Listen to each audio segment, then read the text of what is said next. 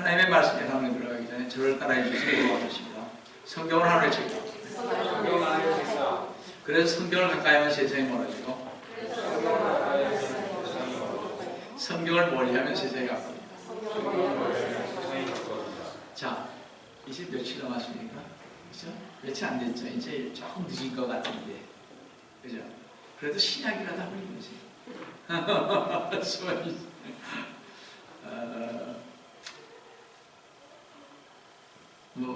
여러분, 제가 읽으라고 그런다 그래서 다 읽을 것도 아니고, 여러분과 하나님과의 관계니까, 그죠?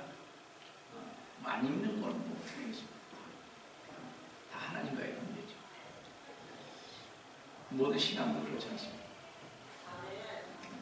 오늘도 주님 안에서 여러분과 함께 은혜의 말씀을 나누면서 아까 본격에 올린 하나님의 말씀인 킹제임스 성경, 에레미야 30장 4절에서 7절, 31장 31절에서 34절에서 요한계시록 강의 78번째 제3부 요한계시록 강의 19번째로서 야곱의 고난의 때라 불리는 대환란이라는 제목을 이 시간 여러분과 같이 은혜를 나누고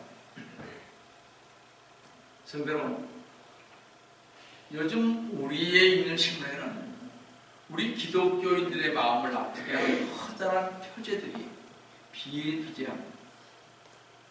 저나 성도들은 이런 표제들을 보면 그 내용을 읽고 싶은 마음이 없어집니다. 저는 가끔 그래서 이렇게 그런 게 오면요, 이렇게 덮어버릴 때가 많습니다. 중국이나 북한, 아프가니스탄, 인도네시아, 필리핀, 우간다, 중동도 세계 곳곳에서 성직자가 죽음을 당하고 가족이 몰살을 당하고 예수 믿는다고 죽도록 매맞고 감옥에 가고 살해당하게 하는 것을 볼 때마다 참 가슴이 아픕니다.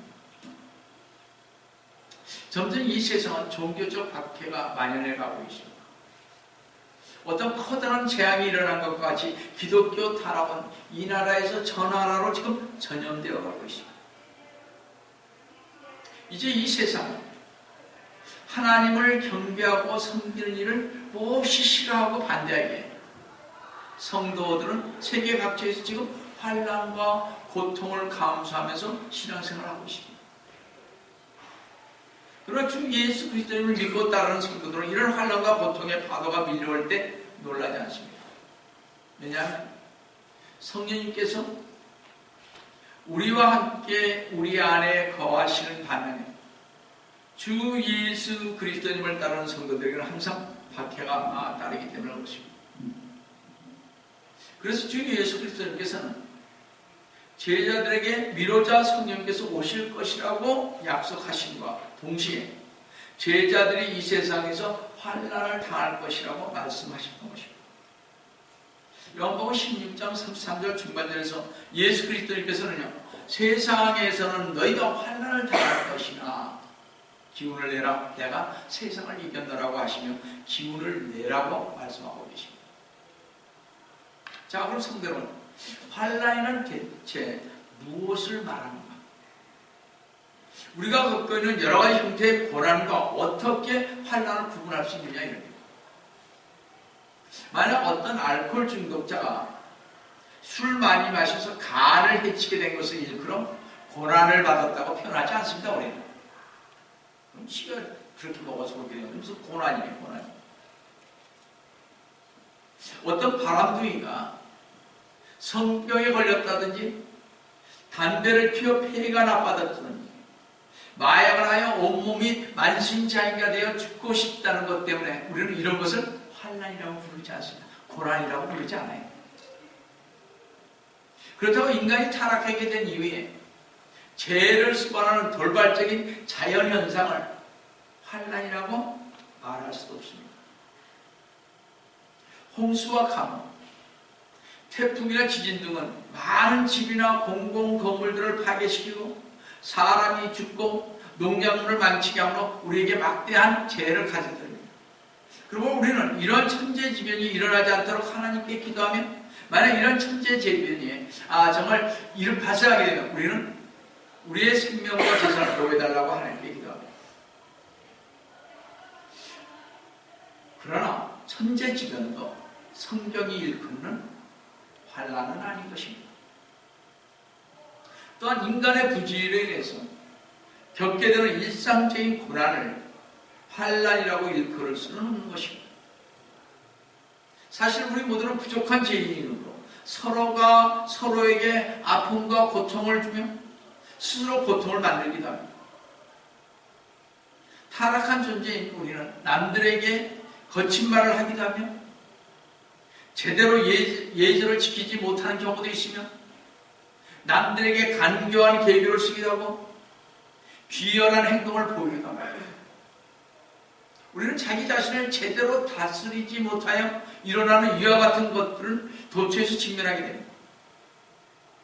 자녀들은 부모를 공경하지 않으며 아내는 가사를 돌보지 않아 가정에 고통을 주며 난폭한 남편은 아내와 자녀들을 학대하기도 합니다.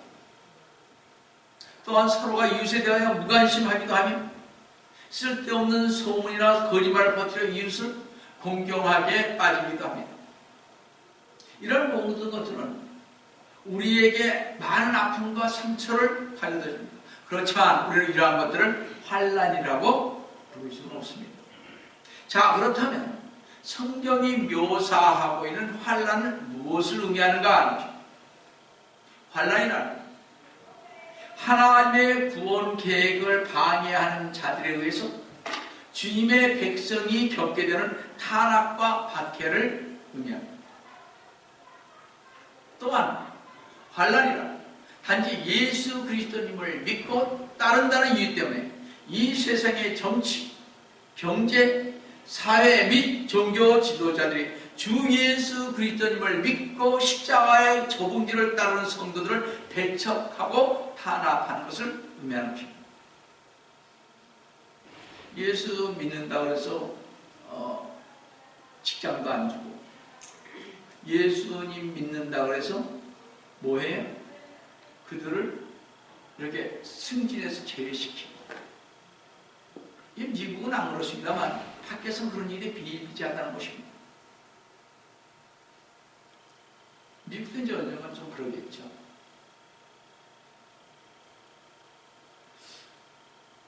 하나님의 백성은 사탄의 관계가 비일비재한 이 세상에 살면서 환난을 경험하지 않을 수가 없습니다. 시대에 따라 환난은 강하게 임하기도 하고 약하게 나타나기도 합니다. 언제 그랬어요? 사탄의 종교라고 할 수 있는 가톨릭이 언제 그렇게 했습니까? 중세대 유럽에서 수천만을 죽였죠. 누구의 이름으로? 하나님의 이름으로. 그건 사탄의 일이지 인간으로 살 수 있는 일은 아닌 것입니다. 여러분, 그들은요, 우리 크리스찬이 강하면 그들은 약해집니다. 근데 우리 크리스찬이 약하게 되면 그들은 강하게 됩니다. 참 이상한 것이 바로 역사를 보니까 그렇더라고요. 너무나 이상한 거예요. 그래서 제가 자꾸 그러잖아요. 여러분 참 유로피안 히스토리 정말 보셨어요? 인터넷에 들어가서 한번 찾아보세요. 우리 젊은이들. 얼마나 많은 사람이 죽었는지. 진짜 한번 보세요.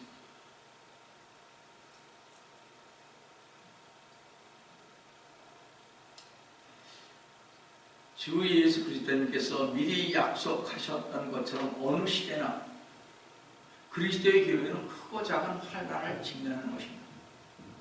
성경을 보시면 주 예수 그리스도님께서 다시 오시기 바로 이전에는 사탄이 매우 극렬한 방법을 사용하여 하나님의 백성이 하나님의 저버리게 만드는 것을 알 수 있습니다. 사실상 주 예수 그리스도님께서 다시 오시기 전에는 대환란이라고 불리는 환란의 시기가 있을 것이라고. 요한계시록 7장 14절 중간절에 이들은 대환란에서 나온 사람들이며 자기들의 옷을 씻어 어린 양의 피로 희게 하느니라. 그렇게 말씀하십니다. 비록 환란이라는 것은 매우 고통스러운 것이긴 하지만 주 예수 그리스도님께서 다시 오심을 애타게 기다리고 있다면, 그리고 우리가 기다리는 주 예수 그리스도님을 바르게 이해하고 있다면 주님을 믿고 따르다가 받는 환난은 받아들여야만 하는 것입니다.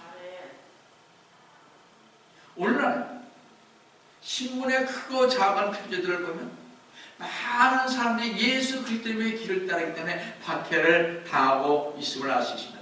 특별히 지금 어디서 그렇습니까? 시리아, 이라크, 아프가니스탄, 파키스탄, 인도네시아 많잖아요. 아프리카에서도 많이 있습니다.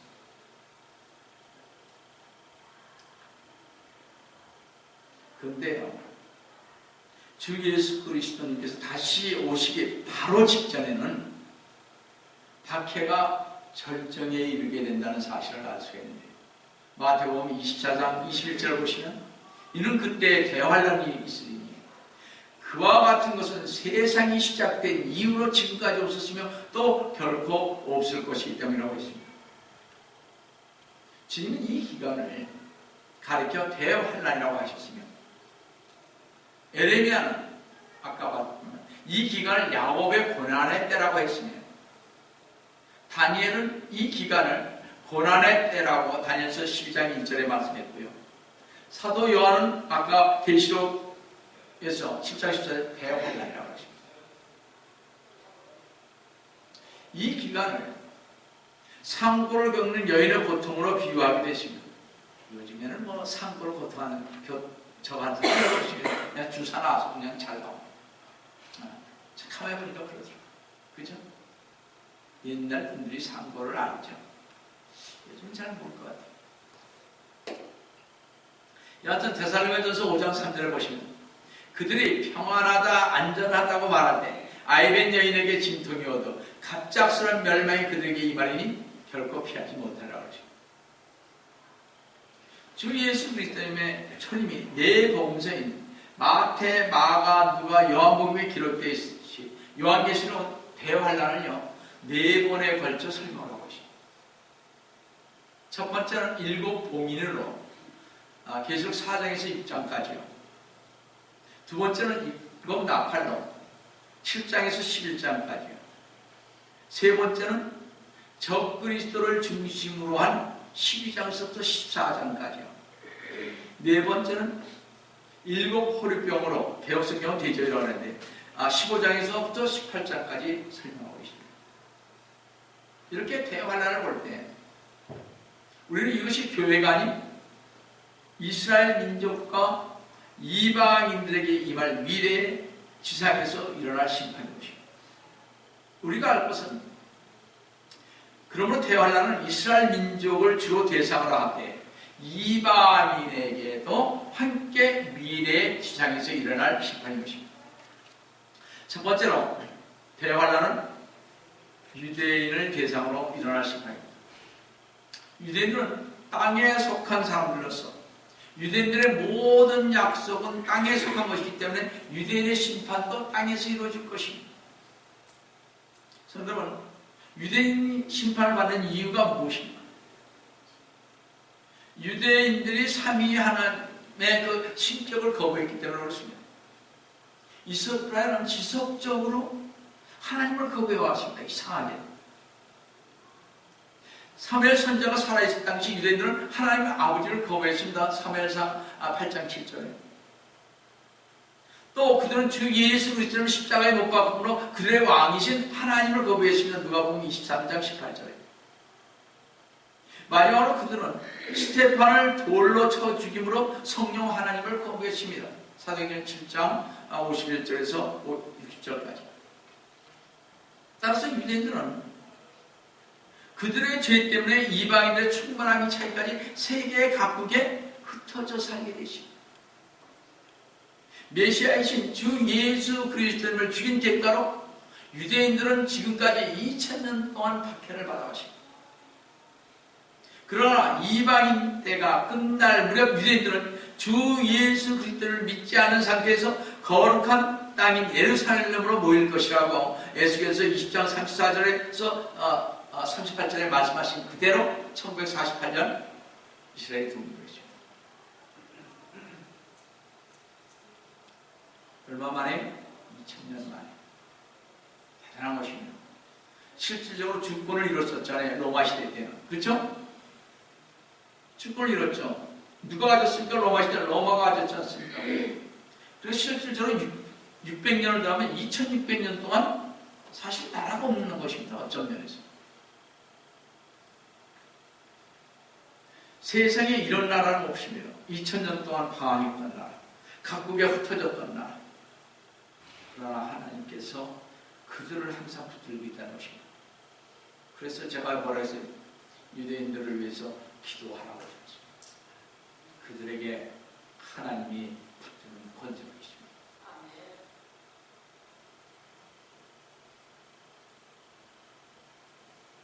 근데 유대인들은 하나님의 영광으로서 내던질 것이라고 에레미야와 다니엘이 말했던 것처럼 야곱의 환난의 때를 경험하게 될 것입니다. 또 한 번. 지금도 왜 그렇게 안 믿는지 모르겠어요. 참 이상해.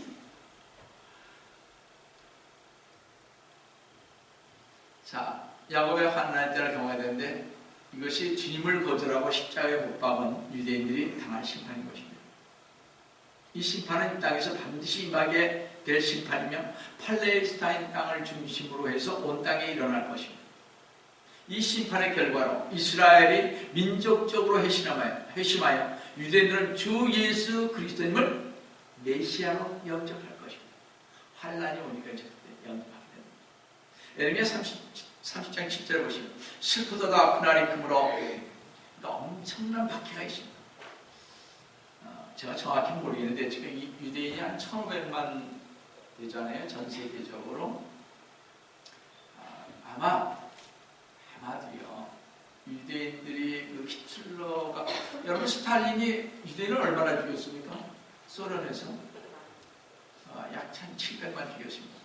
히틀러가 600만을 죽였고 스탈린이 소련에서 엄청 죽였습니다. 근데 그거는 왜 안 나타나는지 모르겠어요. 앞으로요 보시겠지만은 이런 걸로 인해서 이들이 1500만이 되면 적어도 1400만을 죽일 것입니다. 엄청난 박해가 있을 것입니다. 누가? 저 그리스도. 여러분 그렇고요. 자, 슬프도다 그날이 크므로 어떤 때도 그와 같지 않으니 그날은 야곱의 고난의 때라. 그러나 그는 그 고난에서 구원받으라 한 것은 하나님께서 이스라엘과 유다집과 체결한 새 언약입니다. 이 새 언약은 하나님께서 계획하신 천국과 관련하여 이스라엘이 대환란을 겪은 후 천년왕국을 맞이하여 팔레스타인에 돌아오면 이스라엘 집과 유다 집과 더불어 체결할 언약인 것입니다. 히브리서 8장 8절. 이 새 언약에서 하나님께서는 유대인들의 죄를 더 이상 기억지 않을 것이라고 했습니다. 참 저는 있잖아요. 이런 이 성경을 보면 참 하나님은 좋으신 분이에요. 우리 같은 건 안 봐요. 그렇죠? 나 같은 인간은 안 봅니다. 나를 십자가에 못 박고 내가 만약 살아났어도 저거 이렇게 하죠. 안 보죠. 하나님은 안 보실 때니까요. 얼마나 믿으셨어요. 어떤 언약이냐? 잘 보세요. 사도행전 3장 10절. 그러므로 너희를 회개하고 돌이키라. 그러하면 주의 임재하심으로부터 새롭게 되는 때가 올 때 너희 죄들이 지워지라 하셨으며 에레미야 50장 20절에서는 주가 말하고 그날과 그때 이스라엘의 죄악을 찾아도 아무것도 없을 것입니다. 유다의 죄들을 찾아도 발견되지 않는 이는 내가 남겨온 그들을 내가 용서할 것입니다. 죄를 발견 다 안 한다고 했어요. 그들이 죄를 졌어도 이스라엘. 참 하나님은 참 멋지신 분이시죠. 여러분들 이런 하나님을 믿는다는 것이 얼마나 감사해요. 우리 죄 많이 짓잖아요. 어떻게 우리 같은 사람이 하나님 나라 갈 수 있어요? 예수님 믿는다. 어불성설이죠. 저 같은 노예. 그래서 하나님은 안 그러시죠. 천년왕국 때는요, 누구나 주님을 알기 때문에 더 이상 주님을 알라고 증거하지도 또 예언하지도 않는다고 말씀하셨습니다. 이 새 언약에서 유대인들의 죄가 기억되지 않은 이유는 대환란이라는 심판병에서 유대인들의 죄를 심판하셨기 때문에 그렇습니다. 이 무시무시한 심판의 결과로 유대인들은 주를 향해 돌아설 것이고, 스가랴에서 10장 10절에서 그때 그리스도님께서는 올리브 산으로 오실 것입니다. 아마 올리브 산에 주님이 딱 서면 세상이 놀랄 거예요. 그렇죠? 빨리 오셨으면 좋겠어요. 제가 가끔 생각하는 게, 밖에 나가서 저들을 보면 주님 빨리 오셔서 그런 세상이 없었으면 좋겠어요. 정말 주님 안에서 살았으면 좋겠어요.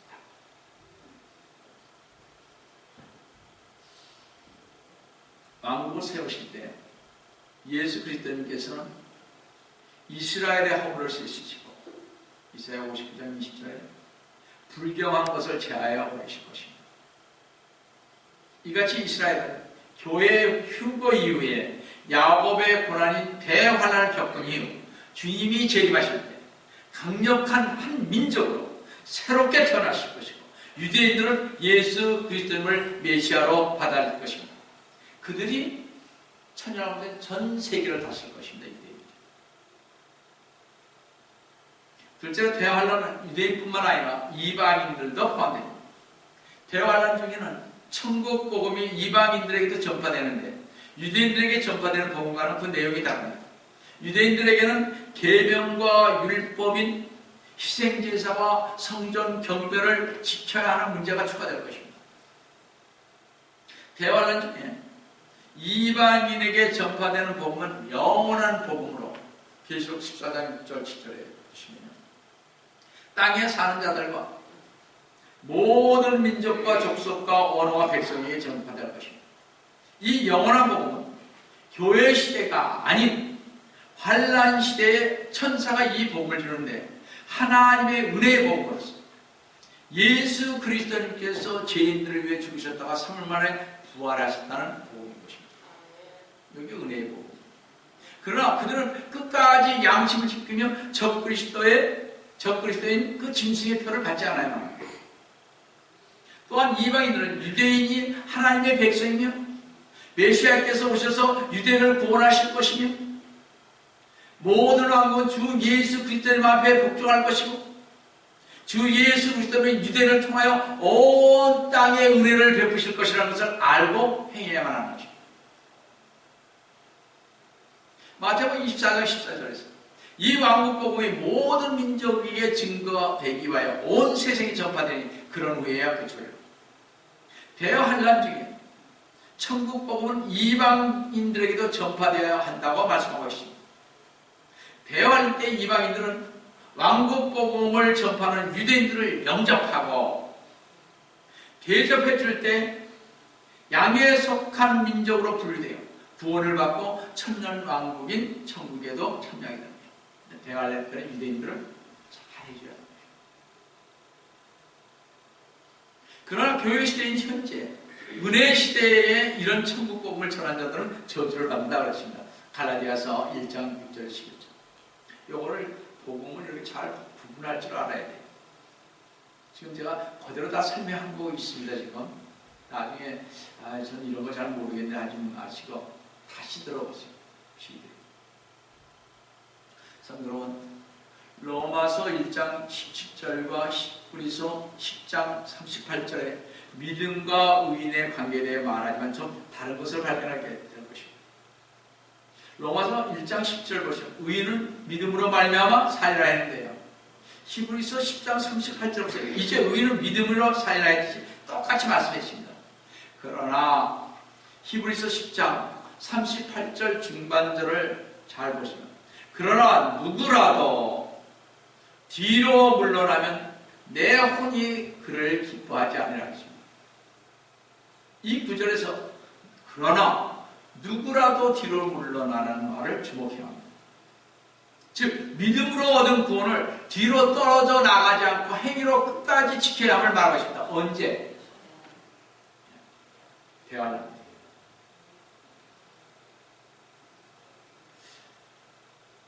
대환란이 끝날 때까지 천년왕국이 시작되는 주님께서 재림하신 날까지 믿음을 지켜야 하는 것입니다.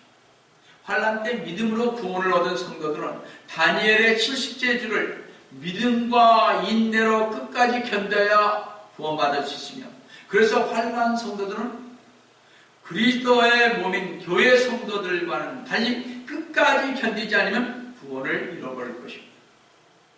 그냥 대환란 때는 다 구원을 잃어버린다고 생각하시면 돼요. 그러니까 대환란 전에 어떻게 돼? 휴가 받으시겠죠. 제가 자신 있게 우리 교인들은 100% 휴가 될 것입니다 했더니 주님이 좀 쓰시는 것 같더라고요. 그래서 여러분은 환난 시대 이전에 구원받아 휴거가 되어야지. 환난 시대는 믿음의 굳건히 서서 갈 자가 거의 없다는 사실을 아시고 주 예수 그리스도를 소망 중에 기다리시며 핏값을 사신 주님의 몸된 교회를 위해 헌신하며 주님께서 보내주신 은혜에 감사하며 우리 사시는 성도로 되시기를 주님의 이름으로 축원드립니다. 셋째는 파기된 언약과 새로운 언약입니다. 이스라엘이 가깝게는 바벨론 포로로 멀게는 대환란으로 하나님의 심판을 받는 이유는 그들이 하나님과 맺은 언약을 버렸기 때문에 그렇습니다. 여러분도 알다시피 이스라엘은 선택된 백성이요, 이 민족은 주께 거룩함이었고 하나님께 첫 열매들이라고 에레미야 2장 3절에서 보시면 이렇게 말씀하고 있습니다. 그때 이스라엘은 주께 거룩함이었고 그의 산물의 첫 열매들이었으니 했습니다. 이때 하나님께서는 그들과 한 언약을 맺으셨는데 그것은 이스라엘이 하나님의 백성이 되는 것이고 하나님께서 이스라엘 하나님이 되시는 것이었습니다. 이것은 이스라엘이 하나님의 율법을 온전히 지키면 하나님께서는 그들을 번영케 하시겠다고 하시면서 완벽하게 보호하시겠다고 하셨습니다. 다시 2장 3절 중반절을 보시면 그를 이스라엘을 상태는 자는 모든 죄를 범하게 되어 재앙이 그들 위에 임할 것이라 주가 말하는 말씀이십니다. 그래서 이스라엘은 근데 어떻게 언약을 파괴해버렸습니다. 하나님께서 이스라엘 조상들과 과거에 맺으신 언약은 이스라엘이 올바로 행하면 뭐라고 그랬어요? 그 땅에서 번성할 것이요. 신명기 28장 1절에서 14절에 범죄하면 그 땅에서 쫓겨나는 것이었습니다. 신명기 28장 15절 15절에서 68절까지. 근데 이스라엘은 하나님의 언약을 파괴함으로 바벨론 70년 포로 생활을 했습니다. 그러나 하나님께서 회개하면 돌이키신다고 주신다는 언약을 했습니다. 그렇죠? 신명기 30장 1절에 10절. 하나님께서 70년 만에 바벨론 포로에서 되돌려 주셨던 것입니다. 얼마나 하나님의 은혜가 감사합니다. 하나님의 은혜가 감사한 것도 잠시 동안 뿐이었고 이스라엘은 여전히 악하고 여전히 배교하여 다시 한번 대환란에는 큰 심판을 받게 되는 것입니다. 그 7년 대환란 후에 하나님께서는 이스라엘을 회복시켜야 하는데 과거의 언약 가지고는 회복시킬 수가 없었던 것입니다. 왜냐하면 그 과거의 율법의 언약 가지고서는 여전히 이스라엘의 죄와 저주가 포함되어 있기 때문에 그렇습니다. 그래서 하나님께서는 이스라엘에게 새로운 언약을 맺으실 것인데 이것은 과거에 맺은 언약과는 차원이 다른 것입니다. 과거의 언약에서는 이스라엘의 행동에 따라서 복과 저주가 결정되지만 이 새로운 언약에서는요 그들의 범죄와 저주가 전제되지 않고 완전한 하나님의 백성이 되는 영원처럼 결정되어야 될 것입니다. 그 언약을 에레미야 31장 31절 34절은 새 언약이라 그랬습니다. 이스라엘과 맺은 이제 새 언약입니다. 이 새 언약 첫째는 대환란을 거친 유대인들과 맺어질 것입니다. 다 같이 에레미야 31장 31절을 보시면 왜 구약은 유대인들을 상대로 한 거지 이방인들을 상대로 한 게 아니잖아요. 무슨 얘기인지 아시죠? 그래서 여기에 말은 유대인들과 관계 있는 것입니다. 모든 구약은. 그래서 그걸 잘 구분할 줄 알아야 돼요. 그냥 구약을 어떨 땐 물론 상황에 따라서 이렇게 전할 수 있지만 엉뚱하게 이방 세계에 이렇게 전하면 아니 되는 것입니다. 자, 이 새 언약 첫째는 대화를 거친 유대인들과 맺어질 것인데 에레미야 31장 31절 보시면 주가 말하노라 보라 그날들이 오면 내가 이스라엘 집과 유다 집과 더불어 새 언약을 맺으리라고 했습니다. 언약을 맺었습니다. 이 새 언약 둘째는요, 과거에 광야에서 맺은 불완전한 그 언약을 파기했습니다. 에레미야 31장 32절 보시면 주가 말하노라 내가 이집트 땅에서 손으로 그들을 인도하였던 날에 그들의 조상들과 맺은 언약에 따른 것이 아니니 비록 내가 그들에게 남편이라 그들이 나의 언약을 파기했습니다. 율법을 넘겼죠. 모든 것을 파기해버렸습니다. 그러니까 주님께서는 이제는 더 이상 그 율법 가지고 그들을 이렇게 다루시지는 않습니다. 이 새 언약 셋째는 더 이상 돌판에 기록된 것이 아니라 그들의 마음속에 기록될 것입니다. 에레미야 31장 33절을 보시면 주가 말하노라 그러나 이것이 내가 이스라엘 집과 맺은 언약이 되리니 그 날들 이후로 주님의 재림 이후로 나는 내 법을 그들 속에 두며 그들의 마음속에 기록하여 나는 그들의 하나님 되고 그들은 나의 백성이 되라고 하십니다. 이제 이스라엘은 하나님과의 관계에서는 과거와 같이 깨질 가능성이 없고 완전해질 것입니다. 그냥 마음속에 기록한다고 했습니다. 새 언약, 넷째는요, 과거 언약에서는 백성들이 일일이 하나님께 대해 가르치며 교육시켰습니다. 그러나 새 언약에서는 그럴 필요가 없게 됐습니다. 에레미야 31장 34절을 보시면 그러나 그들은 각기 자기 입과 자기 형제에게 말하기를 주를 알라 더 이상 가르치지 아니하리니 이는 그들 모두가 즉 그들 가운데 작은 자들부터 큰 자에 이르기까지 나를 알게 될 것이기 때문이요 그랬습니다. 주님께서 주 예수 그리스도에서 재림하시는 눈에 보이도록 통치하실 것이기 때문입니다. 그때는 땅이 주의 영광의 지식으로 가득 찰 것이라고 하박국 2장 14절에 이렇게 말씀했습니다. 마치 물이 바다를 덮은 같이 땅이 주의 영광의 지식으로 가득 찰. 그러니까 더 이상 예수님만 보고 살아가십니다. 황금률로 이제 그때는 차지할 것인데 마태복음 5장 6장 10장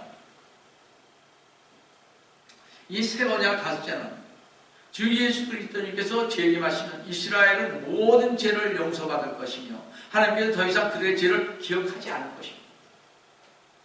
에레미야 31장 34절 중반절을 보시면 그들의 죄악을 용서할 것이며 그들의 죄를 더 이상 기억하지 아니할 것이며 주가 말합니다.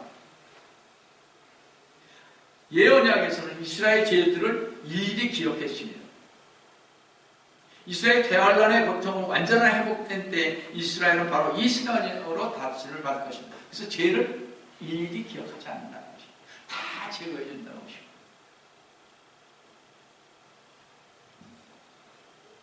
성경 따라서 이 언약은 미래 주 예수 그리스도님의 재림과 동시에 맺어질 언약인 것입니다.